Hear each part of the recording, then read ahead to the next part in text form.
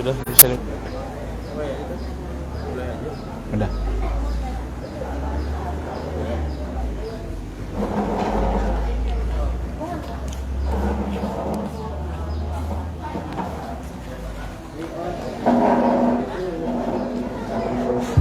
Mari Bapak Ibu kita mulai saja. Bismillahirrahmanirrahim. Assalamualaikum warahmatullahi wabarakatuh. Alhamdulillahirabbil alamin. Shalatu wassalamu ala asrofil mursalin Sayyidina wa habibina wa syafi'ina wa maulana Muhammadin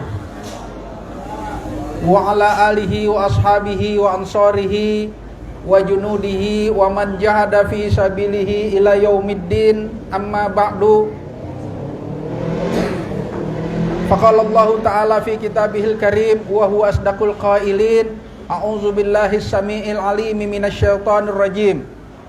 Walau syi'na la rafa'nahu biha walakinnahu akhlada ilal ard wattaba'a hawah famathaluhu kamathalil kalb in tahmil alaihi yalhath aw tatruku yalhath dzalika mathalul qaumil ladzina kadzdzabu biayatina faqsusil qasasa la'allahum yatafakkarun. Qala an-nabiyyu sallallahu alaihi wasallama man qama aw man shama ramadhana imanan wa ihtisaban ghufira lahu ma taqaddama min dzambi. Shadaqallah wa shadaqa rasuluh. Ma'asyiral muslimin wal muslimat hafizakumullah. Hadirin hadirat yang dirahmati oleh Allah Subhanahu wa taala. Jamaah kuliah subuh Masjid Al-Waliyin di Rest Area Tanjung Wangi yang saya hormati. Sahabat penonton El Shifa yang dirahmati oleh Allah, sahabat pojok dakwah yang kami hormati, sahabat generasi Quran yang kami hormati, sahabat antariksa media center yang kami hormati, seluruh pendengar baik di Instagram, di TikTok maupun di Facebook yang kami hormati. Alhamdulillah kita dipertemukan oleh Allah di dalam majlis dan acara yang sangat istimewa ini. Sholawat dan salam kita sanjungkan pada qudwatun hasanah baginda Nabi kita Muhammad sallallahu alaihi wasallam. Selalu saya mengingatkan pada jamaah sholat subuh, marilah kita yakini di dalam mata hati kita bahwa kedatangan kita sejak dari rumah sholat subuh berjamaah itu disaksikan, diiringi, dikawal, di-backing oleh para malaikat. Inna Qur'an al-fajri kana mashhuda. Orang yang sholat subuh itu akan disaksikan, didoakan ya, oleh para malaikat. Itulah kesaktian yang langsung Allah berikan kepada kita, kepada siapa saja yang bangun pagi, sholat subuh berjamaah di masjid, Allah akan turunkan kepadanya ribuan untuk mengawal, ribuan malaikat untuk mengawal kepergiannya mulai dari rumah sampai menuju masjid. Semoga kita menjadi hamba Allah, orang yang mukmin muslim yang istiqomah insyaallah. Rasulullah bersabda, inna asqala sholatin alal munafiqina sholatil isya wa sholatil fajri. Sesungguhnya orang munafik itu paling males sholatnya dua. Orang munafik itu sholat isya sama sholat subuh males, kata Rasulullah. Seandainya mereka tahu bagaimana fadilah, keutamaan, pahalanya sholat isya dan sholat subuh, pasti mereka akan memaksakan diri datang ke masjid walaupun sambil merangkak-rangkak. Ma'asyiral muslimin hafizakumullah, sahabat El Shifa yang dirahmati Allah, sahabat generasi Quran yang saya muliakan, sahabat pojok dakwah yang kami hormati, sahabat antariksa media center yang dirahmati oleh Allah dan seluruh pemirsa di TikTok, di IG maupun di Facebook yang sama-sama kami hormati. Sebentar lagi kita akan memasuki bulan Ramadan. Ada satu wawasan pengetahuan yang perlu kita tambah dalam mempersiapkan Ramadan. Karena ibadah Ramadan, hikmah terbesarnya adalah kita menundukkan, menjinakkan, mengendalikan hawa nafsu yang ada pada diri kita masing-masing. Maka satu pelajaran yang tidak boleh kita lupakan adalah kita mengenali sifat-sifat hawa nafsu. Seperti apa itu makhluk yang bernama hawa nafsu. Supaya ketika kita sudah mengenal, kita akan lebih mudah lagi menundukkan, menjinakkan, dan mengendalikannya, gitu ya. Sebagai seorang petinju ketika mau bertanding, pasti dia melihat video calon lawannya, dilihat kekurangan dan kelebihannya, dicari strategi bagaimana cara mengalahkannya. Pemain bola juga begitu, sebelum bertanding dia akan nonton dulu video lawannya, dia calon lawannya, dia lihat kelebihan dan kekurangannya, dia cari strategi bagaimana cara mengalahkannya. Sama dengan pendaki gunung, dia akan mencari informasi sebanyak-banyaknya tentang gunung tersebut, keterjalannya, kemiringannya, ketinggiannya, suhunya, udaranya, kelembabannya, jurang-jurangnya, pohon-pohonnya, hutan-hutannya, sungai-sungainya, binatang-binatang buasnya, bebatuannya, jenis-jenis tanahnya. Kalau sudah lengkap, baru dia berani mendaki gunung tersebut, karena dia akan mempersiapkan dengan secukup-cukupnya. Nah, begitu pula ketika kita ingin memasuki bulan Ramadan. Mari sama-sama kita pelajari apa itu yang bernama hawa nafsu. Semoga dengan mengenal apa yang namanya hawa nafsu, insya Allah kita lebih mudah menundukkan dan menjinakkan serta mengendalikannya. Ada banyak, puluhan Pak, kalau kita lihat dalam Quran dan Sunnah, Allah sebutkan sifat-sifat hawa nafsu. Hari ini kita ambil 3 saja, ya, 3 saja, agar 3 aja udah cukup ini untuk kita bisa mengendalikannya. Yang pertama Allah sebutkan di dalam surat Al-A'raf ayat 176 yang awal tadi saya baca, bahwa sifat hawa nafsu itu terus-menerus meminta, menuntut, menagih, enggak pernah berhenti, enggak pernah selesai, enggak pernah mundur, enggak pernah puas. Kalaupun terjadi kepuasan, hanya ada pada detik-detik pertama saja, menit-menit pertama saja, jam-jam pertama saja, atau hari-hari pertama saja. Selanjutnya, jika tidak mampu dikendalikan, dia akan muncul lagi dengan tuntutan yang jauh lebih besar daripada tuntutan-tuntutan sebelumnya. Sehingga satu kebutuhan dipenuhi, maka pada saat yang bersamaan 1000 keinginan baru akan bermunculan, gitu ya. Begitu saya beli baju, lihat, hitung ibu-ibu ya, berapa barang yang menuntut minta dibelikan gara-gara baju. Kita hitung ya. Saya harus beli ember buat nyuci kan? Ember, sikat, gayung, keran, jet pump, bak jemuran, jepitan, tambang, tiang jemuran, rinso, backlin, molto, gitu kan, mesin cuci, penggilesan, ya kan, setrikaan, meja setrikaan, terika, keranjang, lemari, gantungan baju, kamper, jarum, benang, mesin jahit, minyak pelumas, motor penggerak, kalau ada pembantunya, tempat tidurnya, lemari, waduh. Berapa itu barang yang menuntut minta dibelikan gara-gara baju. Makanya jangan sampai ada di pikiran kita, ya, jangan sampai ada di pikiran kita bahwa yang namanya kebahagiaan itu kalau semua keinginan sudah dipenuhi, nggak ada faktanya, cuma ada teorinya.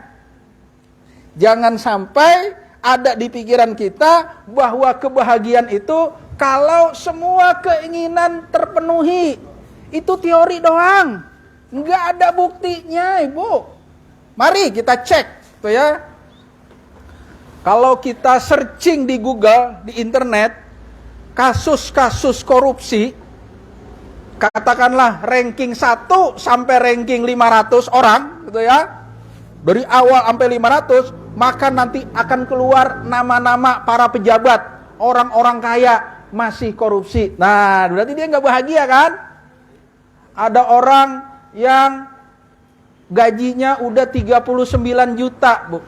Aparat. Masih nyari-nyari, bahkan nembak orang lagi. Nggak usah disebut. Gajinya udah 39 juta. Pak, itu baru gajinya, tunjangannya, belum operasionalnya. Jadi kemana-mana dia nggak keluar duit yang 39 juta itu. Kalau mau keluar, dapat biaya operasional, dapat biaya bensin, dapat biaya anak buah, dapat mobil. Itu baru gajinya doang, belum operasional. Tapi nggak puas.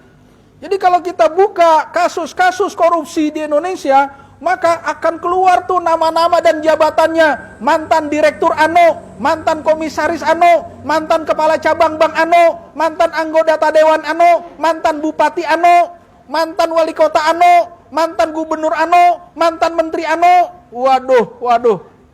Semua orang-orang kaya. Bukan mencari sesuap nasi. Yang pasti bukan nyari makan. Tuh ya. Nah, itulah contoh ketika nafsu tidak terkendali, enggak pernah selesai. Terus saja menuntut, minta terus, enggak kelar-kelar gitu ya. Kalau yang namanya bahagia pasangan suami istri, kalau suaminya ganteng, istrinya cantik, kalau gitu artis enggak ada yang cerai dong. Kok buktinya banyak yang cerai juga? Kok ada yang selingkuh, 2 lingkuh, 3 lingkuh, berlingkuh-lingkuh? Ada yang sekandal, 2 kandal, 3 kandal, berkandal-kandal? Itu artinya kecantikan dan kegantengan tidak cukup untuk membahagiakan. Lihat di Inggris, Istana Buckingham. Dulu kan, zaman kita masih muda. Saya masih SMA apa tuh ya? Itu anaknya, mantunya kayak cantik banget gitu ya. Sampai pisah juga. Meninggal tabrakan. Masa ibu-ibu banyak yang tahlilan? Orang agamanya beda ditahlilin. Ini di Jakarta, Ibu. Waktu si menantu meninggal, banyak yang tahlilan itu, luar biasa. Jadi ternyata udah anak aja, udah suaminya ganteng, istrinya cantik, kekayaannya iya, tenar seluruh dunia orang kenal, kagak cukup. Bubar lagi, cerai lagi. Makanya Allah berfirman dalam surat Al-Anfal, wa allafa baina qulubihim. Allah yang menyatukan hati kalian berdua. Jadi kita ini dengan suami, dengan istri kita, Allah yang nyatukan. Lau anfaqta ma fil ardi jami'an ma allafta baina qulubihim. Kalau seandainya kamu anggap harta yang ada di bumi ini bisa menyatukan hati, enggak bisa, kata Allah. Walakinnallaha allafa bainahum. Karena Allah lah pada hakikatnya yang menyatukan hati kalian berdua. Makanya kita minta sama Allah, bukan minta sama materi, bukan minta sama benda-benda, bukan karena kecantikan, kegantengan, keturunan, keningratan, darah merah, darah biru, darah belang, gitu ya. Bukan karena serenceng gelar nama yang dipasang di kartu nama. Kiai Haji Abdullah Muas MSC, STMJ, STMJ masuk dah gelarnya dah. MCK, masuk gelar MCK toilet. Nanti paling akhir gelarnya ALM. Tahu ALM, Bu? Almarhum. Tuh udah kelar dah tuh. Gelar paling akhir almarhum. Masya Allah. Jadi benarlah firman Allah yang tadi saya baca, a'udzubillahi minasyaitonirrajim, surat Al-A'raf ayat 176, walau syi'na la rafa'nahu biha. Kami ingin mengangkat derajat manusia ini agar manusia mulia dengan ayat-ayat Allah, dengan Quran dan Sunnah, manusia akan mulia. Walakin akhlada ilal ard, tetapi sayang banyak manusia yang masuk ke dalam bumi, ke lumpur, ke tanah. Orang Betawi bilang gupak, nggak tahu orang Sunda bilangnya apa. Kerbau di lumpur gitu, di dalam diem aja, dia kagak keluar-keluar tuh. Demen banget, apa namanya orang Sunda tuh? Oh ya. Nah, kalau orang Betawi bilang gupak, dia diem aja di lumpur. Wattabahawa, dan selalu mengikuti hawa nafsunya. Famathaluhu kamathalil kalb. Maka orang model begini, kata Allah, seperti anjing. Intahmil alaihi yalhaq, kamu kasih makan atau kamu halau, diulurkan lidahnya, melet aja gitu kan. Autatruku yalhaq, kalau kamu biarkan, diulurkan juga lidahnya. Makan enggak makan, lapar atau kenyang, anjing itu seperti tidak pernah puas-puasnya, melet aja tuh lidahnya. Nah, dzalika matsalul qaumil ladzina kadzdzabu bi ayatina, itulah contoh orang yang mendustakan ayat-ayat kami. Faksusil qasasa la'allahum yatafakkarun, maka ceritakanlah ini wahai Muhammad kepada mereka supaya mereka mikir, begitu ya. Surat Al-A'raf ayat 176. Maka sekali lagi, jangan sampai ada di pikiran kita yang namanya kebahagiaan itu kalau seluruh keinginan sudah terpenuhi. Enggak mungkin keinginan terpenuhi, karena keinginan kita terus bertambah. Minta lagi gitu ya.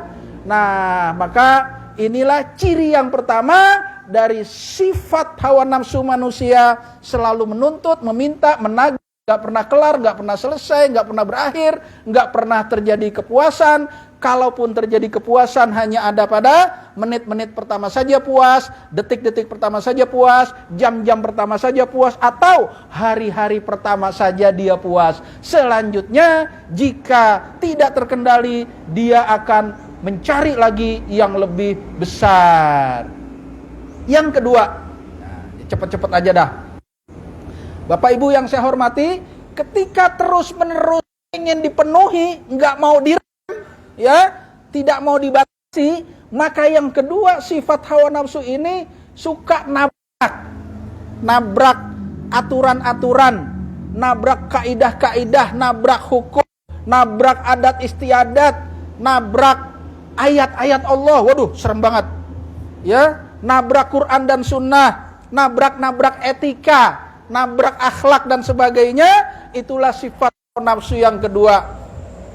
Saya ambil contoh di dalam surat Al-Baqarah ayat 65. Jadi Bani Israel melakukan perjanjian kepada Allah, yang di atas kepalanya diangkat gunung, Bukit Tursina namanya, untuk orang Yahudi dan Bani Israel ini taat patuh pada Allah, tidak akan melanggar janji-janjinya. Salah satu janjinya akan beribadah kepada Allah hari Sabtu.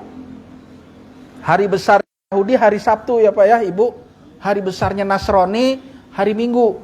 Kita hari Jumat. Gitu. Kemarin hari besar kita. Nah, orang Yahudi janji di depan Allah setiap hari Sabtu dia harus beribadah.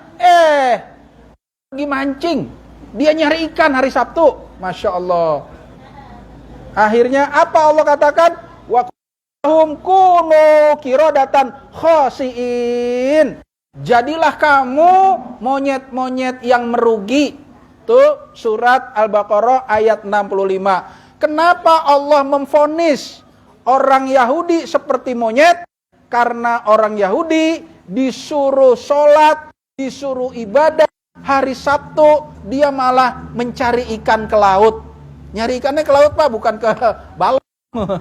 Ke laut. Ya nggak sempat sembahyang akhirnya. Tuh ya. Maka Allah marah banget. Nah, itulah sifat hawa nafsu yang kedua, suka nabrak begitu ya. Undang-undang narkoba sudah besar hukumannya bagi pengedar gitu ya. Hukuman mati, Bu. Saya mau tanya, apakah selesai? Apakah berhenti? Apakah nggak ada yang lagi ngedarin narkoba? Wah, makin banyak. Udah pada kagak takutnya, Bu, siap mati. Makanya kita berjuang di jalan Allah, jangan takut mati ya. Orang yang dari narkoba aja kagak takut mati, masa kalah sama pengedar narkoba gitu kan? Baru sekedar meluangkan waktu sedikit, sejam 2 jam mah gampang gitu ya. Ternyata orang yang mengedar narkoba nggak takut dengan hukuman mati. Ada lagi undang-undang pornografi, Bu. Itu hukumannya itu bisa sampai ya yang nyimpen, yang ngedarin, yang nge-shoot, yang bikin videonya bisa sampai 2 miliar, penjaranya sampai 20 tahun. Pornografi itu.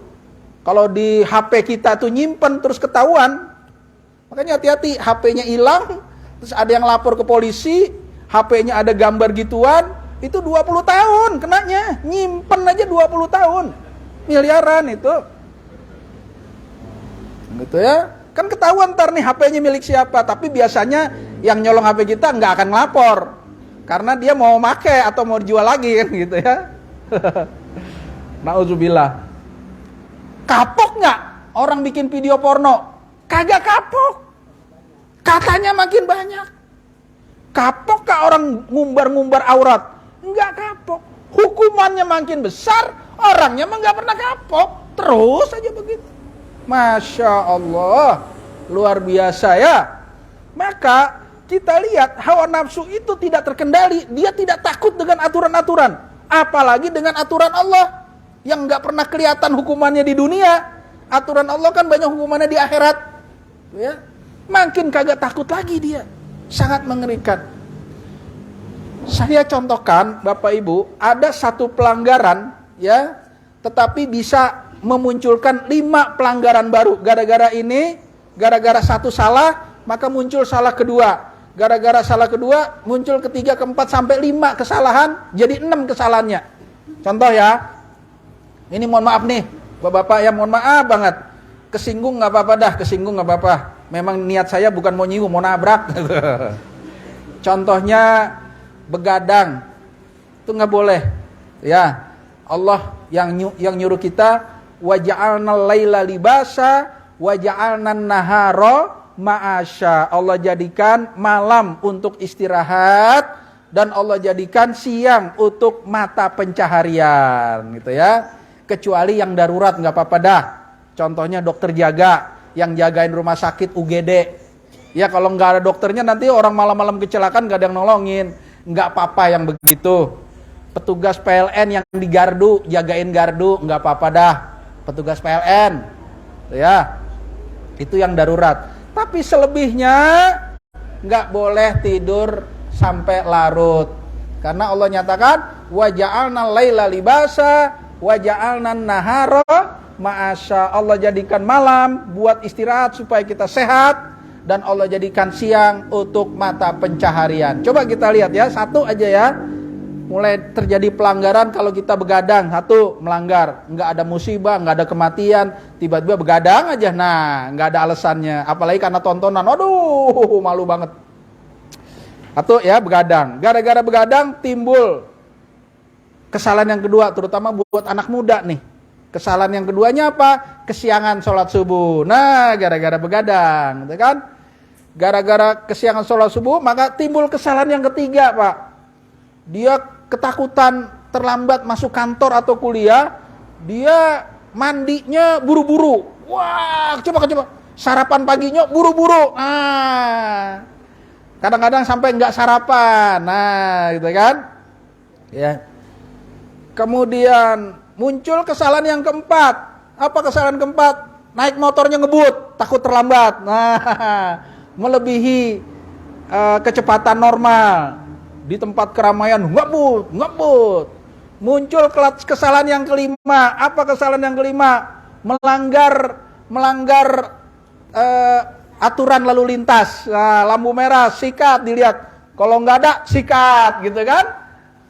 Kemudian jalan-jalan orang itu trotoar, ya, diambil. Makanya kalau di Jakarta, Ibu, trotoar itu dikasih halang, kasih tiang-tiang gitu, supaya motor nggak bisa masuk. Sampai itunya di Indonesia, ya, kenapa kok sekarang jalan-jalan orang dikasih tiang-tiang itu, supaya motor nggak nabrak gitu. Ya Allah, muncul kesalahan keenam. Apa kesalahan keenam? Kesalahan keenam adalah bohong sama atasan di kantor. Maaf Pak, jalan macet. Bohong dia. Bukan jalan macet, ente kesiangan. Coba jalan jam 4, sholat subuh di kantor. Nggak kesiangan kan? Nggak terlambat. Jadi bohong. Pak, bahaya banget ya kalau kita nyalain macet. Maaf, macet. Siapa yang salah? Yang salah macet. Saya nggak salah. Berarti dia nggak mau lihat berubah, nggak mau niat berubah, ya kan? Macet yang disalahin bukan dirinya kan? Padahal dirinya kesiangan. Jadi kalau macet disalahin, dirinya nggak salah. Kalau dirinya nggak salah, dia nggak mau berubah, akan terlambat lagi kan gitu. Tapi mohon maaf Pak, saya kesiangan, tidak mengantisipasi kemacetan. Siapa yang salah? Saya, kan gitu ya. Saya kesiangan atau saya tidak mengantisipasi kemacetan. Berarti saya yang salah. Berarti ada harapan berubah. Di waktu yang akan datang, dia akan perbaiki. Tapi kalau macet yang salah, dia nggak akan berubah. Sampai kiamat akan begitu terus. Yang salah macet kok, bukan saya. Nah, makanya Bu, kalau saya lagi rapat-rapat di Jakarta, saya selalu paling duluan. Padahal saya dari Subang. Yang di Jakarta malah pada terlambat. Nah kan? Kenapa? Karena saya takut macet. Jalan jam 2 malam. Apalagi sekarang sudah ada MBZ, tol atas, gitu ya. Karena tol atas itu nggak ada bis, nggak ada truk, lancar aja udah. Sehingga saya duluan. Yang dari Subang datangnya duluan. Kalau lagi rapat-rapat di Jakarta, akhirnya saya ngebodor. Mohon maaf ya.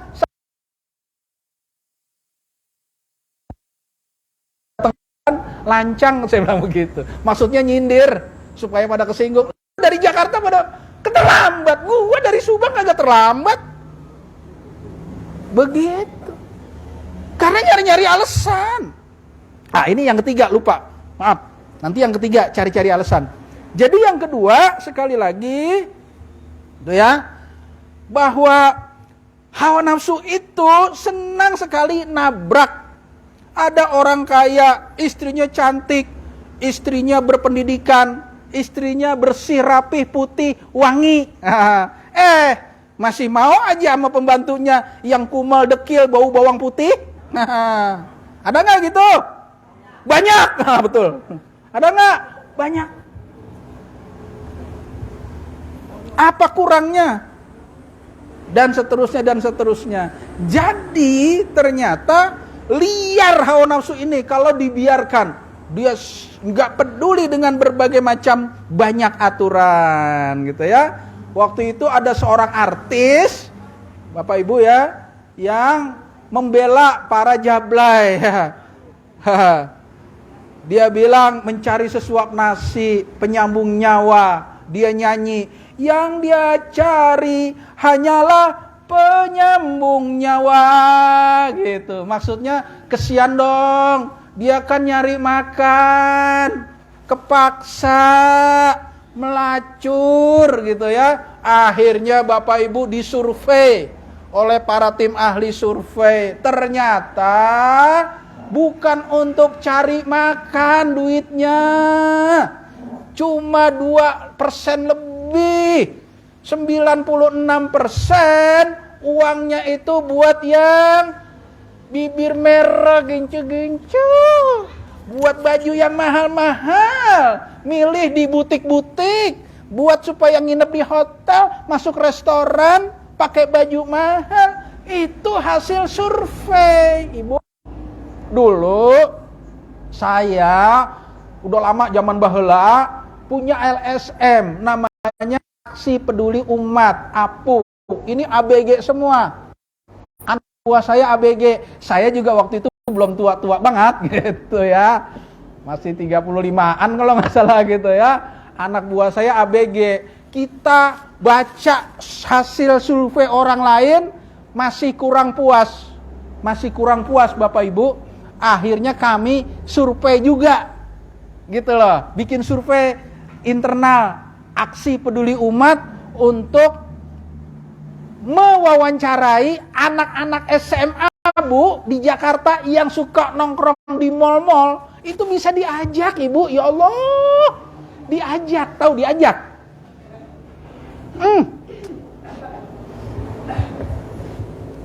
Kita survei karena pengen meyakinkan dari survei orang lain. Sekarang kita sendiri bagaimana? Bener gak nih? Akhirnya kita survei. Panjang Bu pertanyaannya, singkat-singkatnya aja ya. Anak-anak SMA yang mau diajak tadi di mal-mal biasanya nongkrongnya itu, pertama waktu itu ya, orang tuanya masih mampu kan, orang tuanya masih mampu ngasih makan, di rumahnya ada telepon gini nih, dulu masih telepon rumah begini ya, zaman dulu kan, di rumahnya punya telepon, mereka dulu punya HP masih zamannya Nokia, baru muncul BlackBerry waktu itu, baru mulai. Masih zamannya Nokia. Mereka punya HP, rumahnya ada telepon, orang tuanya masih bisa ngasih makan, masih bisa nyekolahin anak, biayai gitu kan. Bahkan ada satu orang tuanya, dua-duanya, bapak ibunya sudah hajian. Sudah Pak Haji, Bu Haji, anaknya, na'udzubillah, jadi gituan, ngeri. Akhirnya salah satu pertanyaan yang kami buat untuk mereka, Dek, kamu sebenarnya nyari apa, Dek? Kan orang tuanya mampu nyekolahin, bisa ngasih makan, ya kan? Apalagi ada yang udah haji. Apa, Dek, yang sebenarnya kamu cari? Itu pertanyaan inti kita. Tahu jawabannya sama yang pertama tadi, yang hasil survei. Gimana kalau enggak ya? Kita kan pengen pakai BlackBerry. Saya kan belum punya BlackBerry. Kakak punya nggak BlackBerry? Minta dong. Masya Allah. Bahkan nomor-nomornya waktu itu saya pegang Ibu. Masya Allah. Saya megang nomor HP anak-anak SMA.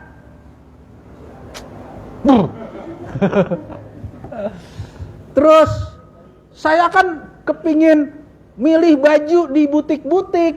Saya kan pengen nginep di hotel-hotel mewah, pengen nginep di villa dan sebagainya.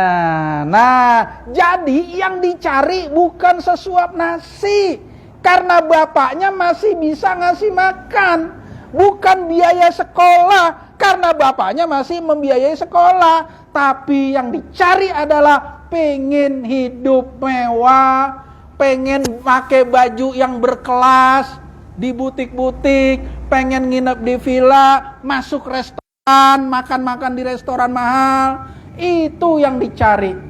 Bu, Pak, waktu itu saya tidak ingin sekedar wawancara. Kita kasih hadiah. Itu ya. Apa hadiahnya? Waktu itu setiap hari Sabtu, koran-koran itu ada Job Street, Kompas lowongan-lowongan kerja. Kita gunting, kita siapin amplop, karena ada yang kelas 3 siap-siap ngelamar kerja, saya pikir gitu ya. Kita hadiahin 100 perangko satu orang. Tapi yang kita wawancari ada 8 waktu itu. 100 perangko, kita siapin lamaran kerja. Perangkonya gratis, lamaran kerja, nanti dia tinggal nunggu saja alamat rumahnya. Apa jawabnya? Nggak mau, Kak. Kenapa? Aduh, kerjanya sebulan, kalau saya begini mah 1 jam aja dapat. Ya Allah. Kalau dia main 1 jam aja dapat. Ngapain kerja sebulan kalau 1 jam aja dapat? Innalillahi wa inna ilaihi rajiun. Itu rupanya jalan pintas. Pengen kerja 1 jam di hotel, dibawa sama om-om nakal gitu kan. Terus bayarannya sama 1 bulan kerja. Ya jadi dia malas, gak mau kerja. Ngeri gak kalau kayak gitu? Innalillahi wa inna ilaihi raji'un. Bahkan saya diajarin, dek, bagaimana kalau ada orang di mall atau ada orang di halte, anak pelajar, untuk membedakan mana yang mau diajak, mana enggak. Oh gampang kak, katanya. Diajarin saya. Mohon maaf ya, saya enggak kasih tahu. Pokoknya main lampu mobilnya. Mobil itu ada kode. Bagaimana cara cetek-ceteknya? Nanti ini halte gitu ya. Kita mainin lampu, terus lewatin dikit, berhenti ini, ntar nih nguber nih. Yang di halte nguber mobil kita. Sampai begitu. Itu zaman dulu udah kayak gitu. Lah zaman sekarang masarinnya di Facebook. Jablay itu masarinnya di Facebook. Ada fotonya, ada harganya, ada nomor teleponnya. Ya Allah. Tinggal janjian aja, nggak usah repot-repot. Di halte, di mall-mall sekarang. Mengerikan. Itulah nafsu liar manusia. Ketika tidak terkendali, dia akan menabrak apa saja. Rambu-rambu, aturan-aturan etika, moral, ayat-ayat Allah dan sebagainya. Ditabrak semua, na'udzubillah. Nah yang terakhir, yang ketiga. Kalau dia terus-terus nabrak, ada rasa-rasa kurang enak. Ada perasaan-perasaan berdosa, Pak. Tapi lucunya ini hawa nafsu, perasaan berdosanya bukan berhenti. Bukannya berhenti, dia ada perasaan dosa, tapi bukannya berhenti. Bagaimana caranya? Nah, yang ketiga ini, cari-cari alasan supaya enggak merasa dosa. Cari-cari pembenaran, cari-cari argumentasi, cari-cari dalil rasional, cari-cari ayat Allah. Nah, ini yang paling berbahaya. Cari-cari ayat Allah supaya dapat dukungan, supaya dirinya nggak merasa salah. Na'udzubillah min zalik, gitu ya. Inilah hawa nafsu yang ketiga yang sangat berbahaya. Pandai cari-cari alasan. Berbagai model alasan-alasan dibikin. Ada model yang namanya semantic game, Bu. Semantic game itu artinya permainan kata-kata. Ya. Perbuatan salah, kata-katanya dimainin. Ini bukan korupsi, ini adalah kesalahan prosedur. Nah, kan? Bukan korupsi, tapi kesalahan prosedur, gitu. Itu ucapan pejabat, Bu. Saya nggak sebut namanya. Ada itu, ya jejak rekamnya. Bukan korupsi, kesalahan prosedur. Bukan jablay, Bu. PSK. Perempuan suka keluyuran, PSK. Bukan PSK, WTS, wanita tidak sholat.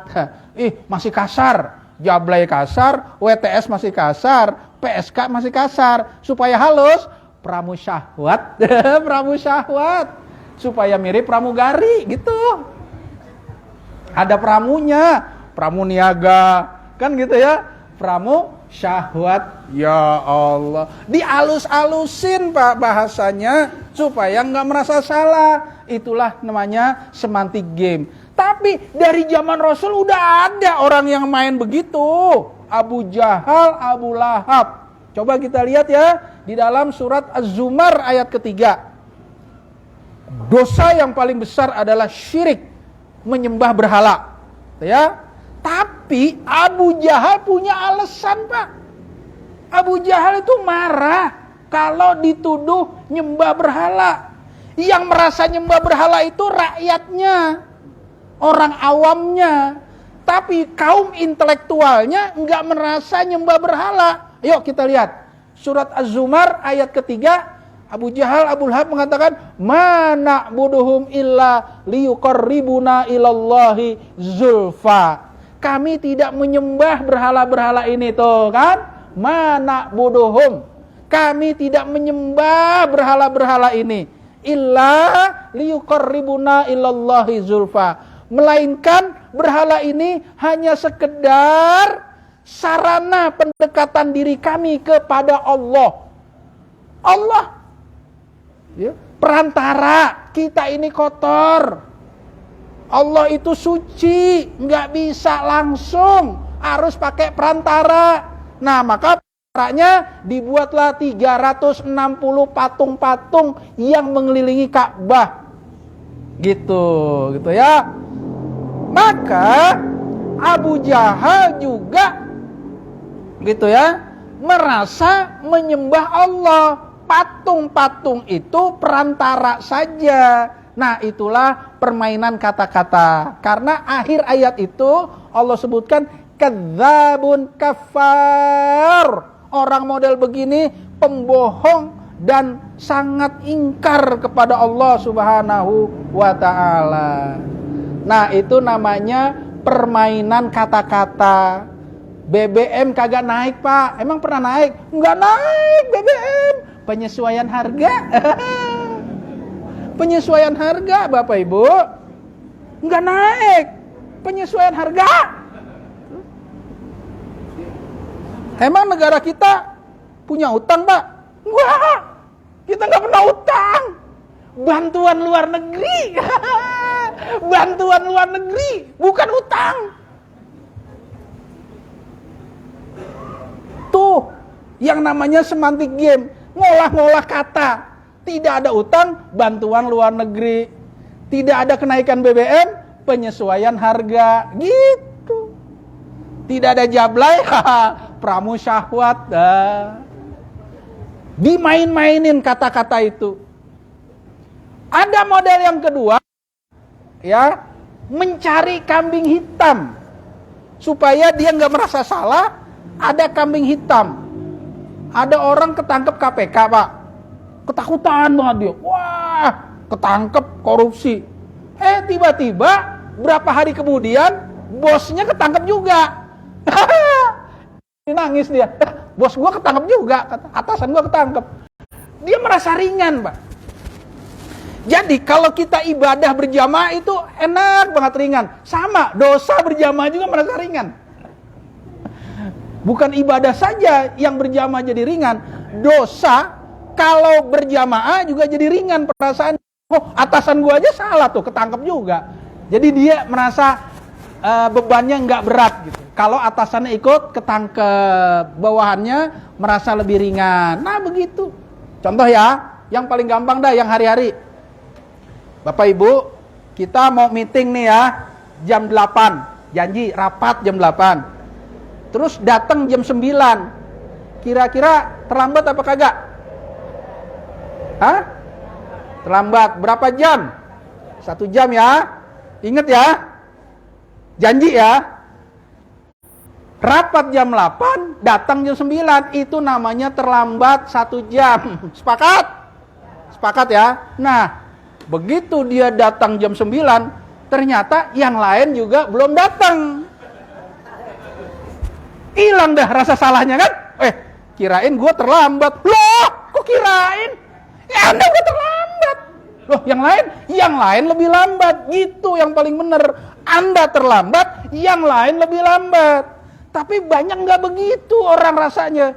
Begitu dia terlambat, ada orang lain masih sepi ya, belum ada yang datang.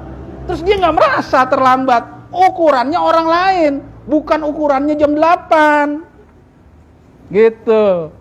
Lama-lama Nabi Adam, Bu, disalahin. Bener gak? Tuh, Nabi Adam aja tergoda makan buah huldi. Apalagi gua, bukan Nabi. Wajar dong kalau gua dikit-dikit tergoda. Nah loh. Bahaya orang kayak gini nih. Ya. Lama-lama nyalain orang lain terus. Makanya ini yang paling ngeri, tokoh-tokoh agama, Bu ya. Jangan sampai dia terlihat melakukan dosa-dosa besar di depan publik begitu ya. Kita khawatir, Bu. Karena nanti akan dicontoh oleh orang lain. Oh, dia aja Kiai Ano begitu. Kiai Ano begitu. Akhirnya diikutin sama orang lain. Itu yang kita khawatirkan. Sehingga dalam sebuah ungkapan terkenal bahasa Arab begini. Lisanul hal afsah min lisanil maqal. Dakwah dengan tindakan nyata, perbuatan jauh lebih baik, lebih mengena daripada dakwah dengan kata-kata. Makanya saya juga nggak mau disebut ustadz karena saya masih jauh kategori ustadz. Saya juga nggak mau disebut ahli agama, tapi saya lebih suka disebut praktisi pendidikan. Bukan ahli juga, praktisi pendidikan. Jadi cita-cita saya ada satu ayat aja, yuk rame-rame kita amalin supaya ayat ini jadi, gimana caranya gitu ya. Tentang masjid aja nanti ya. Sekarang masjid udah banyak Bu, yang 5 waktunya penuh luber keluar-luar. Ada masjid Jogokarian Jogja, ada masjid Munzalan di Pontianak, ada masjid yang keren namanya nih. Nama masjidnya The Real Masjid. Wah, namanya The Real Masjid. Ini ABG semua yang jadi pengurus, nggak ada orang tua. Penuh. Kemudian ekonominya bisa memberdayakan ekonomi masyarakat sekitar. Bu, saya setuju kalau kita sering ziarah, tuh ya. Tapi adil ya Bu ya, jangan ziarah yang udah mati aja. Kita bagi, pertama ziarah yang sudah meninggal, yang kedua ziarah yang juga masih hidup. Ya, pelajarannya langsung bisa kita tanya sama orangnya. Saya kalau sekarang udah nggak keburu, habis lebaran dah ya. Ingetin ya, kita cari dana kayak gimana caranya bisa ziarah. Pertama ke Jogokarian, nginep Bu kalau perlu, buktikan. Saya udah nginep di sono. Subuh Pak, nggak muat sampai ke teras-teras. 5 waktu. Ngajak nginep untuk buktiin bener nggak subuhnya sampai nggak muat. Betul. Sholat subuh nggak tiap hari kayak gitu. Masjid Jogokarian, Masjid Al-Falah. Al-Falah ini di Sragen. Masjid The Real Masjid ini di Sleman katanya ya. Ada lagi teras masjid juga di Jogja. Ada lagi Munzalan tadi di Pontianak. Jadi ada orang yang mulai sadar, satu ayat saja surat At-Taubah ayat 17-18 diamali, satu ayat saja jadi ekonominya jadi berdaya. Di masjid ada ATM beras. Orang kalau nggak punya beras tinggal ngambil Pak di masjid. Ada ATM, nanti keluarnya kalau dia satu orang seliter atau berapa gitu. Nanti kalau ada anaknya berapa, tapi pakai kartu ATM-nya masjid. Daftar dulu. Subhanallah. Kita kepingin barangkali ya di sekitar kita, barangkali masuk ke di sini kali ya, ada perkampungan gitu yang ada masjidnya. Yuk kita keroyok masjidnya, kita rapiin dulu lagi ya. Kita bersihin, jengkolnya nggak ada lagi gitu. WC-nya nggak bau jengkol, rapi bersih misalnya. Kita makmurkan, tapi kita jalan-jalan dulu untuk membuktikan ada orang yang sudah hebat. Bikin masjid rame, bukan sekedar rame sholatnya, tapi bisa memberdayakan ekonomi masyarakat sekitarnya. Subhanallah. Nah, jadi itulah sekali lagi kembali ke tema semula kita. Hawa nafsu itu suka mencari-cari kesalahan orang lain, terus jadi dia benar. Kalau ada orang lain salah, dia jadi benar gitu kan. Kalau orang lain lebih terlambat, dia jadi nggak salah, walaupun dia terlambat juga. Begitu seterusnya. Ada lagi nih model hawa nafsu berikutnya yang sangat mengerikan, pandai mencari-cari dalil, pandai mencari-cari ayat. Jadi salah tapi dikasih ayat, jadi benar. Kayaknya benar di hadapan dia, di hadapan manusia, tapi di hadapan Allah kita tidak tahu benar atau salah. Ambil contoh ya Bu ya. Ada seorang tokoh yang punya mobil sampai berpuluh-puluh, lebih dari anggota keluarganya, lebih dari jumlah anak istrinya. Tuh ya. Misalnya anaknya 2, istrinya 1, berarti kan mobilnya 4. Tapi ini puluhan Bu. Mobilnya berpuluh-puluh. Begitu kita tanya, keluarlah surat Ali Imran ayat 14. Nah, dikasih dalil, punya mobil banyak. Zuyyina lin-nasi hubbus syahawat minan nisa wal banin wal qanatiril muqantarah minadz zahabi wal fiddah wal khailil musawwamah wal an'am wal harth dzalika mataul hayatid dunya wallahu indahu husnul ma'ab.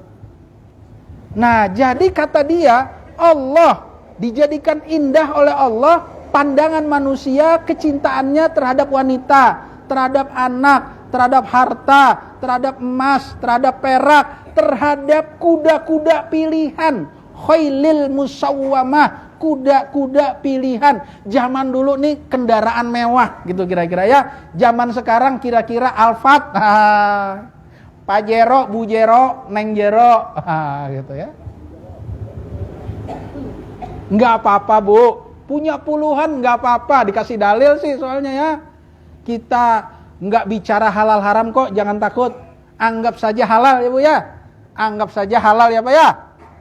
Yang kita bicarakan adalah perasaan. Di mana masyarakat banyak yang masih belum bergizi, masih banyak yang putus kerja, masih banyak pengangguran, masih banyak orang-orang butuh bantuan, ada janda-janda miskin, ada yatim-yatim. Perasaan aja lah yang kita ungkit-ungkit. Di mana perasaannya? Cari dalil lagi. Namanya orang ahli agama, gampang cari dalilnya. Ya, Pak, mobil saya kan walaupun puluhan bisa nolong orang lain, pergi-pergian, bisa gratis pakai. Nah, kalau begitu nggak apa-apa dah. 100 punya mobil juga apa, kalau bener ucapannya, yang penting bener ucapannya. 100 mobil juga nggak apa-apa ya Pak ya. Kalau niatnya buat pinjemin ke orang, nggak apa-apa. Atau memang dia jualan mobil, ya nggak apa-apa juga. Namanya jualan mobil, ya harus banyak mobilnya. Gitu. Masalahnya kadang-kadang alasannya tinggal alasan. Nanti faktanya mah beda. Begitu. Nah, semoga sekali lagi yang ketiga ini harus kita waspadai buat diri kita. Bahwa hawa nafsu ini pandai sekali mencari-cari alasan, mencari-cari pembenaran, mencari-cari argumentasi, mencari-cari logika, mencari-cari rasionalitas, mencari-cari dalil, dan mencari-cari ayat untuk mendapatkan pembenaran dirinya supaya tadi merasa ringan, tidak merasa bersalah. Na'udzubillah. Nah, dengan 3 ciri saja masih ada puluhan lagi di Al-Quran nanti ya. Bahkan yang serem-serem ada Bu. Ya, sampai ada di Al-Quran disebutkan yaqtulunan nabiyyin, yaqtulunal anbiya, berani membunuh nabinya sendiri. Itu Bani Israel tuh, nabinya dibunuh. Bayangin coba ya. Yang serem-serem nanti belakangan aja lah. Ini yang 3 dulu. Saya ulang lagi sebelum saya tutup ya. Ciri yang pertama, hawa nafsu adalah dia terus-menerus meminta, menuntut, menagih, tidak pernah selesai, tidak pernah berakhir, tidak pernah mengenal kata puas. Yang kedua, sifat hawa nafsu adalah suka menabrak, melanggar rambu-rambu etika, moral, kaidah-kaidah, logika, aturan-aturan, sampai ayat-ayat Allah pun ditabrak. Yang ketiga, sifat hawa nafsu adalah suka mencari-cari alasan untuk mendapatkan kebenaran. 3 inilah sudahnya cukuplah buat kita untuk kita menjadikan bekal bulan Ramadan supaya nanti kita Ramadannya jadi lebih optimal. Jangan sampai kesalahan-kesalahan yang lalu diulang lagi gitu ya. Bukan kita Bu, di sono nih, sono, di Jakarta sono. Ramadan jadi lemes, letih, lesu, letoy, lunglai. Habis subuh tidur, habis zuhur tidur. Tidur mulu. Ini bukan di sini Bu, sono. Ini makannya yang salah. Bukan Ramadannya. Yuk kita cari ahli gizi, kita cari dokter seminar di sini suruh bicara pagi-pagi. Insya Allah Ramadan kita sehat kalau makannya benar, terutama minum. Jadi bukan kurang makan, kurang minum Bu. Yang lemes itu bukan kurang makan. Jangan bilang kurang makan ya. Ramadan lemes kurang minum 3 liter sehari. Buktinya apa? Buktinya jangkrik. Jangkrik Bu, berapa sih jangkrik kecil ya? Kalau segini jangkrik makannya berapa coba? Makannya siapa coba? Kan kecil ya? Dia kuat itu, krakriku. Sampai pagi dia kuat. Coba HP kita nyetel YouTube. Baru 4 jam udah mati dah baterainya. Walaupun kita cas seharian, jangkrik tuh. Jadi kita lemes bukan karena kurang makan, kurang minum, makannya asal-asalan, lemak, gorengan, tumisan, ya Allah.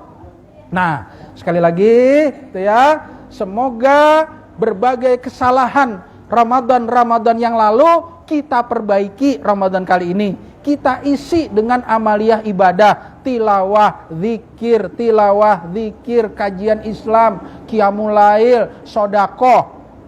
Itu amalan yang paling besar bulan Ramadan, tilawah, zikir, sedekah, qiyamul lail. Udah 4 itu aja. Ya. Qiyamul lail, zikir, tilawah, sedekah, sama kasih sayang sama keluarga dan tetangga. Itu aja. Ya, semoga Ramadan kali ini lebih baik daripada Ramadan yang lalu. Semoga Ramadan ini akan bisa membawa manfaat, hikmah, keutamaan, fadilah yang bisa kita rasakan, kita nikmati, kita saksikan bersama-sama di dalam diri kita, keluarga kita, dan masyarakat kita. Saya mohon maaf, setelah kajian ini langsung pulang Bapak Ibu, karena di rumah saya sudah ada tamu. Sebenarnya tamunya udah dari malam, tapi dia nunggu dulu di guest house, dia nunggu, habis subuh dia udah nunggu di rumah. Jadi saya nggak bisa lama-lama, mohon maaf, tamunya dari Depok nih ya. Jazakallah khairan. Setelah ini saya langsung pamit. Billahi taufiq wal hidayah. Assalamualaikum warahmatullahi wabarakatuh.